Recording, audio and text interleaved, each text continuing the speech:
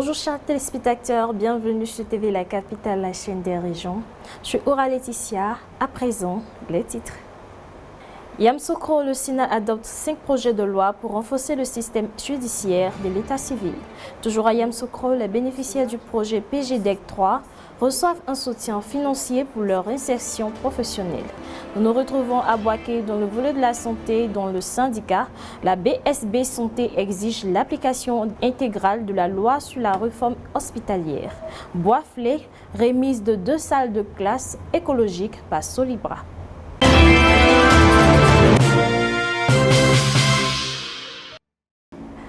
Le 25 mars 2025, le Sénat, sous la présidence de Kandia Camara, a adopté 5 projets de loi visant à améliorer les procédures judiciaires, l'organisation des juridictions et la gestion de l'état civil. Parmi ces textes figure la ratification d'une ordonnance sur les saisies conservatoires, la modification de la loi sur le pôle pénal économique et financier ainsi que des réformes sur les baux d'habitation et l'état civil. À l'issue des travaux, ces 5 projets de loi ont été adoptés à l'unanimité des sénateurs. Le reportage de Nesnda.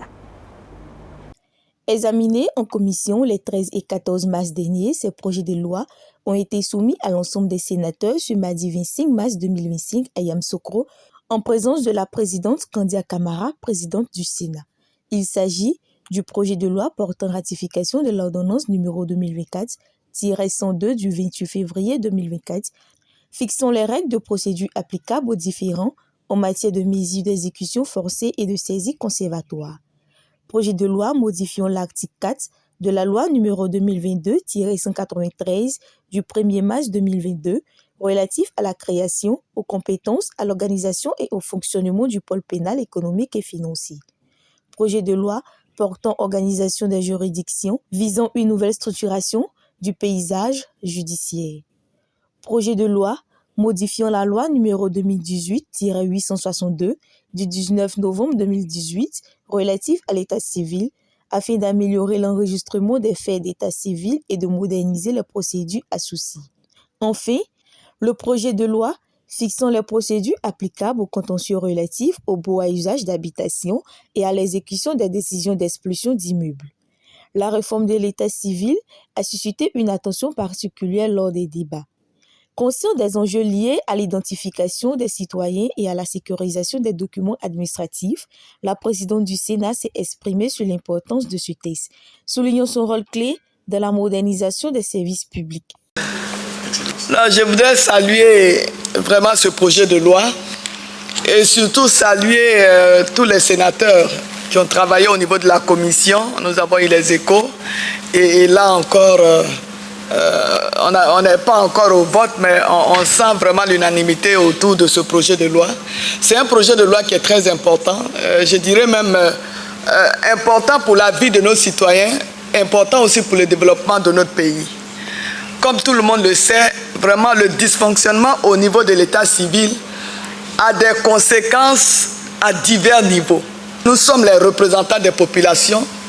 Nous sommes les représentants des collectivités territoriales et je voudrais vous engager tous. Je voudrais que nous puissions tous nous engager dans la sensibilisation afin de faire en sorte qu'il n'y ait aucun enfant ivoirien non déclaré à la naissance. Pour que chaque enfant ivoirien ou chaque enfant vivant en Côte d'Ivoire ou né en Côte d'Ivoire puisse avoir un extrait de naissance pour pouvoir mener sa vie, à commencer par sa vie scolaire et estudiantine. Après des échanges approfondis, les 5 projets de loi ont été soumis au vote et ont été adoptés à l'unanimité des sénateurs présents. Après plusieurs mois de formation, les jeunes bénéficiaires du projet Emploi Jeunes et Développement des compétences PGDEC ont reçu ce lundi 25 mars une subvention pour faciliter leur insertion professionnelle. La cérémonie s'est tenue à Yamoussoukro en présence de plusieurs personnalités, dont le représentant du ministère de la Promotion de la Jeunesse, de l'insertion professionnelle et du service civique. Ce projet soutenu par la Banque mondiale vise à renforcer l'employabilité des jeunes en Côte d'Ivoire. Suivez le reportage de Soro Estelle.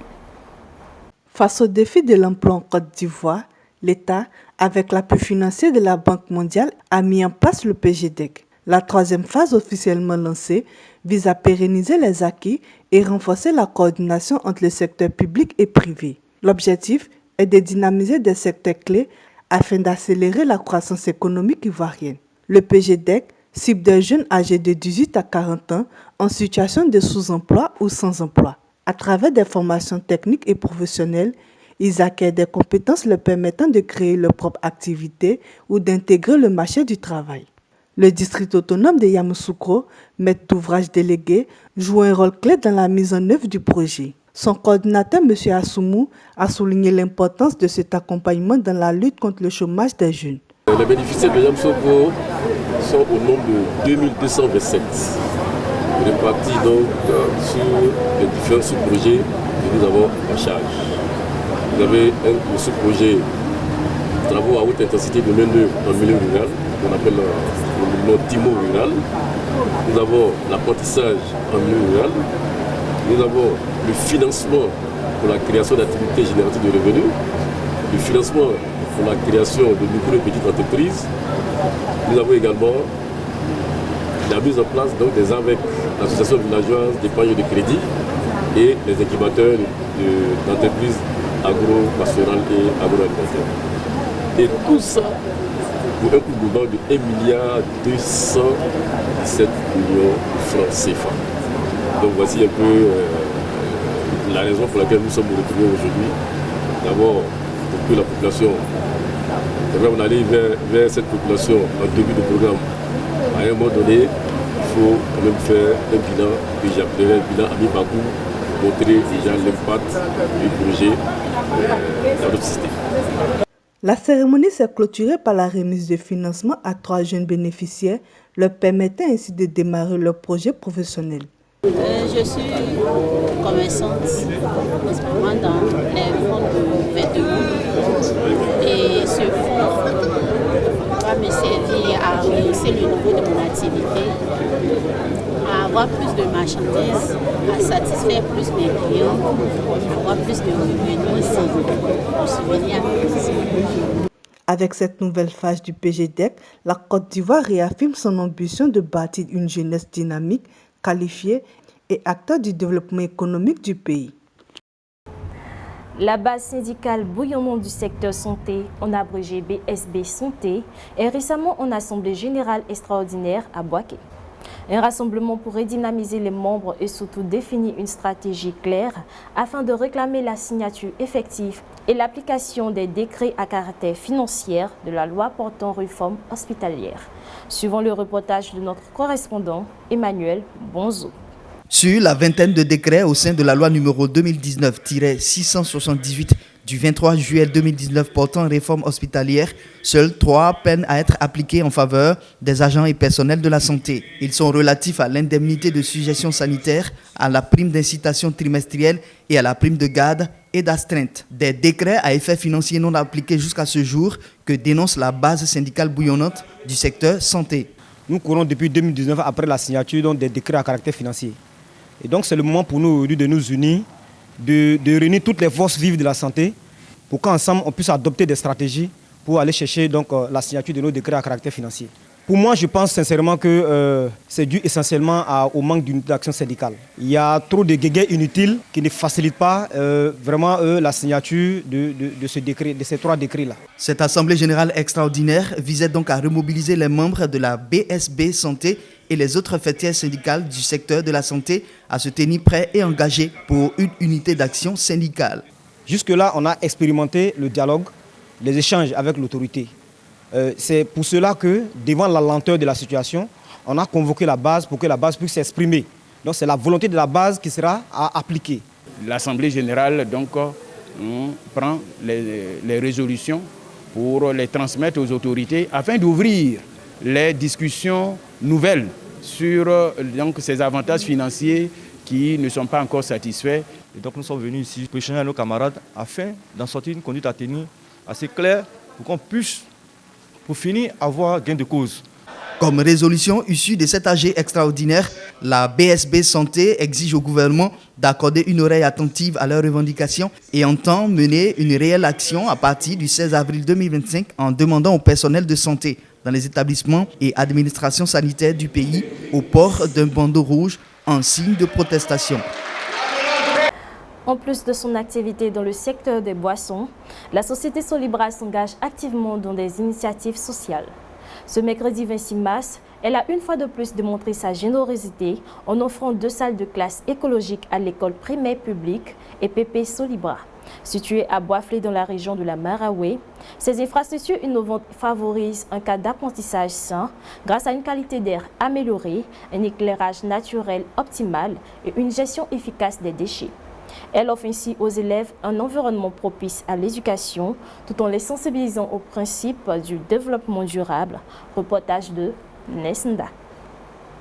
La remise de ces salles de classe s'est déroulée en présence du préfet de région, du maire de la commune, des donateurs, du DRENA et de plusieurs autres personnalités ayant contribué à la réalisation du projet. Chaque aspect de ces nouvelles salles a été soigneusement pensé pour minimiser leur empreinte écologique tout en offrant un cadre d'apprentissage optimal. Un système de ventilation naturelle a été intégré afin de limiter l'usage de la climatisation et d'améliorer la qualité de l'air. Par ailleurs, ces salles sont équipées de mobilier conçu à partir de matériaux recyclés et biodégradables en accord avec les principes de l'économie circulaire. Leur design favorise également l'utilisation de la lumière naturelle, réduisant ainsi la consommation d'électricité en journée. Cette initiative s'inscrit dans une démarche globale visant à sensibiliser les jeunes générations à l'importance de la transition écologique. À travers ces nouveaux espaces d'apprentissage, Solibra espère non seulement offrir un environnement éducatif innovant, mais aussi inculquer aux élèves des valeurs de durabilité et de respect de la planète. Nous sommes heureux et fiers d'avoir laissé une graine écologique et éducative dans le cœur des enfants de l'EPP Solibra. Aujourd'hui, c'est un modèle que nous montrons. Nous voulons aujourd'hui montrer qu'aujourd'hui, au niveau de la Côte d'Ivoire, nous pouvons avoir des initiatives locales parce que nous avons bâti ce projet en collaboration avec des prestataires et des startups locales qui ont permis d'avoir cette belle bâtisse que vous voyez derrière mon dos. C'est vrai, l'éducation peut se faire, mais elle ne peut pas être pertinente sans intégrer les facteurs écologiques, les facteurs environnementaux. Et c'est ce qui a été fait aujourd'hui à travers ces salles de classe maternelle. Non seulement elles vont permettre de délivrer un savoir aux enfants, mais au-delà du savoir, elle va les éduquer de façon intrinsèque au développement durable. En tant que représentant technique du ministère de l'Éducation nationale et de l'alphabétisation dans cette région, traduire toute la reconnaissance de la communauté éducative aux donateurs, notamment à Solibra et à tous ses responsables qui ont bien voulu ériger donc ce bâtiment flambant neuf, un bâtiment écologique qui nous bascule dans le futur, qui nous bascule dans tout ce qui est bon, dans tout ce qui est protection de l'enfant. Parce qu'en réalité, quand nous y sommes entrés, on a trouvé que ce bâtiment ne réchauffe pas du tout et que ça présente justement des conditions atmosphériques meilleures pour les apprentissages de nos enfants. Ces nouvelles salles de classe et infrastructures s'inscrivent dans une série d'initiatives mises en place par la société Solibra pour encourager une prise de conscience collective sur les enjeux environnementaux et le bien-être des enfants. Ce projet illustre qu'il est possible d'allier innovation pédagogique et responsabilité écologique, ouvrant ainsi la voie à d'autres réalisations inspirantes dans la région.